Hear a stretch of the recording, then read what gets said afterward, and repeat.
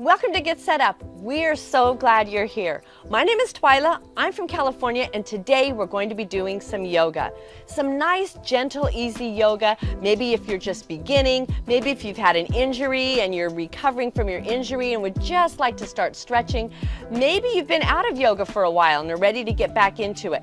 This yoga class is for you. So let's start out in a comfortable seated position. Some of you might be sitting like this. Others of you might need to put a pillow or something. Sit on a pillow to elevate your hips a little bit so it's easier on your hips, your core, and your knees.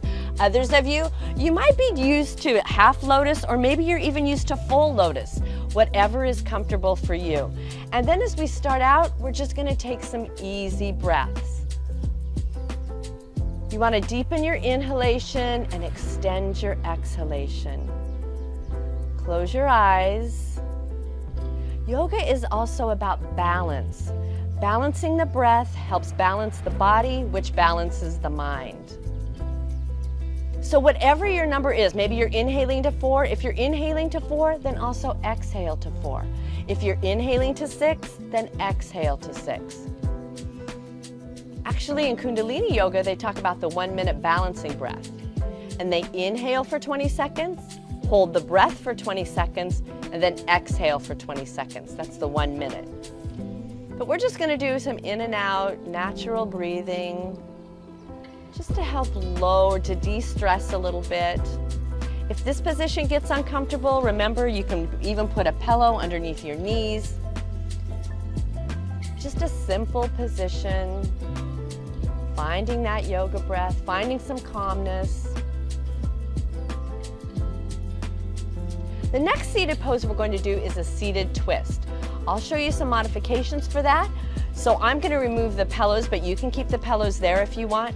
And what we're going to do is we're going to bring the left knee to the inside of the right foot.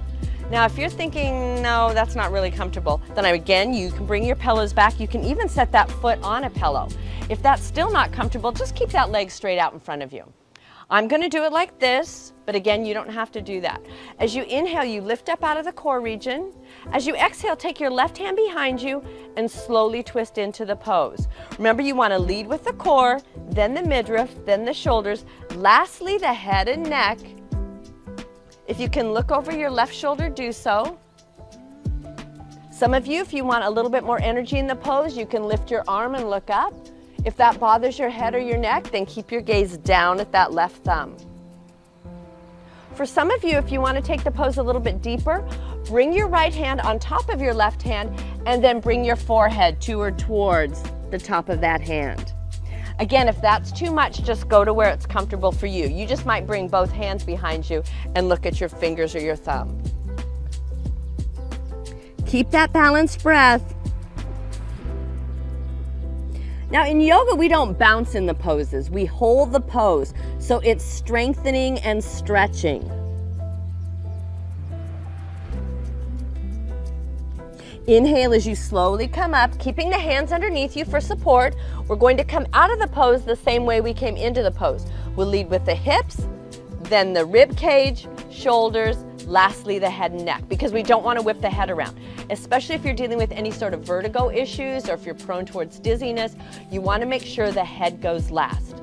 All right, let's do the other side. So again, you can modify that. Maybe you just want to stay right here and twist. That's good, but keeping that good posture, not slouching into it. Maybe you want to bring your left knee to the inside of your right foot. Again, we'll sit up and lift. And exhale, slowly take it around. Remember, hips, rib cage, shoulders. Lastly, the head and neck. And again, different modifications. Inhaling, maybe lift that left arm and look up. Exhaling, maybe take the left hand to the top of the right hand. Maybe just placing your forehead on the pillow that you have handy. Every side is different. Remember, there's not a good side or a bad side. It's just different. Not holding the breath. Keep breathing.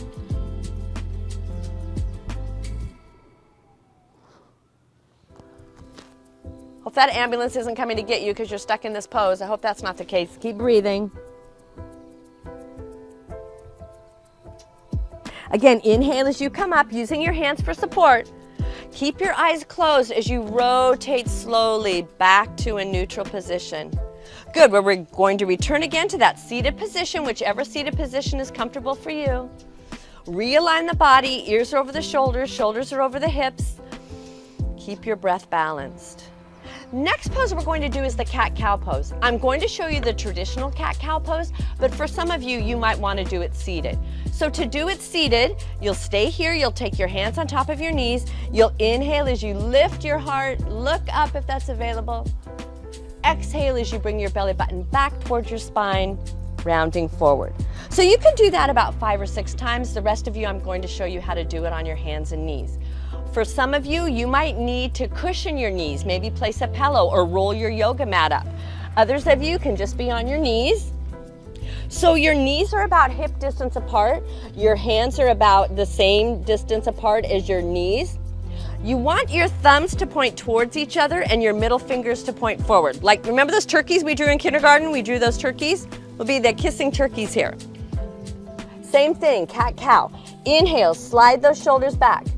Lift the heart, lift the chin, point the tailbone towards the ceiling.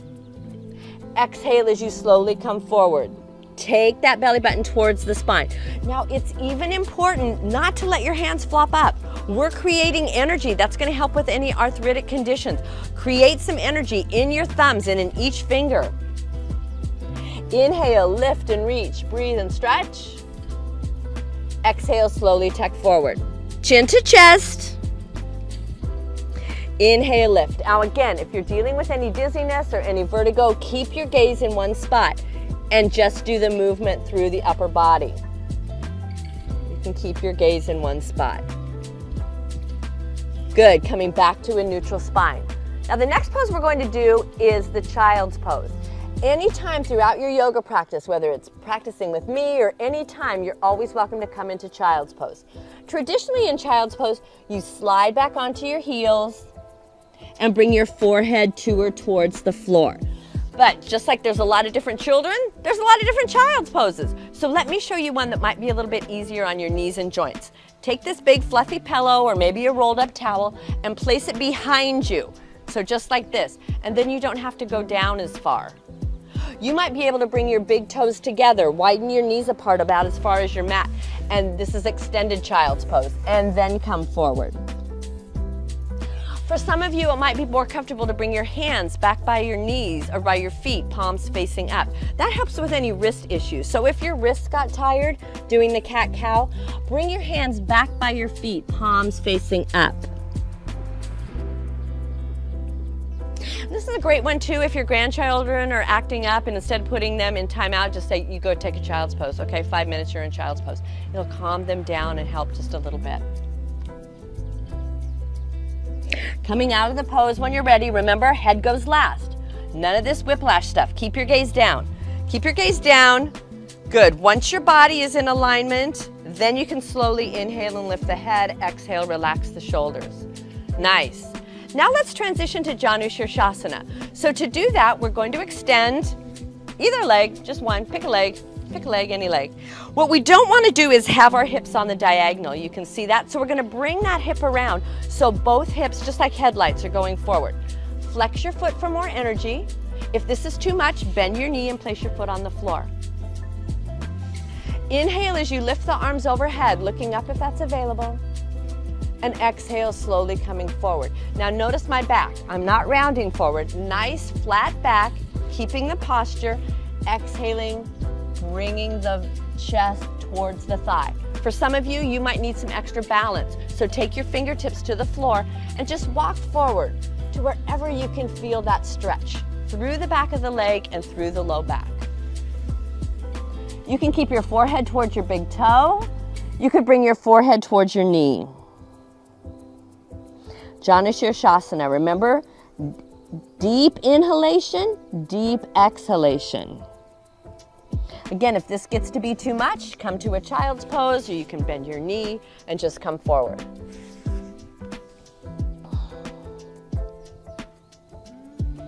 Now, some of you might need some support coming out of the pose. So you're going to walk your hands back by your thigh and then slowly lift. Notice my gaze is still down.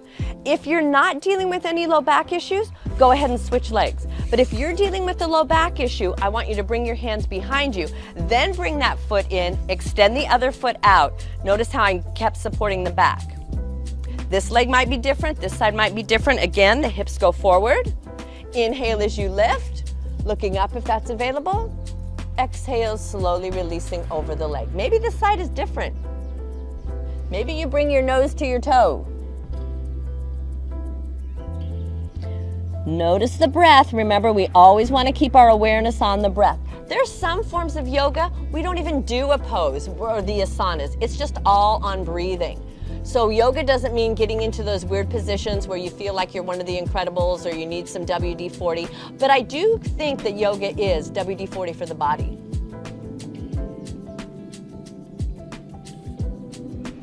Are you exhaling? Remember, the only time we hold the breath is when we're doing underwater yoga. We are not underwater, so keep breathing. Inhale as you slowly come up, lifting the arms if that's available. Remember, head stays down until we're in that upright position. Now, if you can extend that other leg out, do so. If you need support, take the hands behind you. Exhale, release forward, looking up. And exhale, let's just release to a forward fold. Again, you might need to bend your knees. You might take your right hand to the outside of your left foot, your left hand to the outside of your right foot, bend your elbows and come forward a little bit. You might have your feet on the floor. Depends on how your back feels. It depends on how tight your hamstrings are. Good. Now from here, let's recline. Some of you, if you have a really strong back and a really strong core region, you're going to come forward and you're going to use that core region to slowly release you to the floor. If that's too intense for you, then I want you to bend your knees, place your hands on the floor, come down elbow to elbow, then release the legs out one at a time, and then slowly release to the floor. Let's do one twist on the floor. Extend your arms out to the side, perpendicular to your body, palms are up. Find that deep breath. Now bring the left big toe to the top of the right thigh. Inhale as you feel that energy through the core region. Exhale as you release. Some of you, your pillow's handy. You might need to rest your knee on the pillow. That's fine. Take the gaze, if that's comfortable for you, take the gaze to that opposite hand because it's a spinal twist. Part of your spine is the cervical region. You have cervical, thoracic, and lumbar, so the whole spine is twisting, wringing out those toxins. Finding that balanced breath, keeping your eyes closed.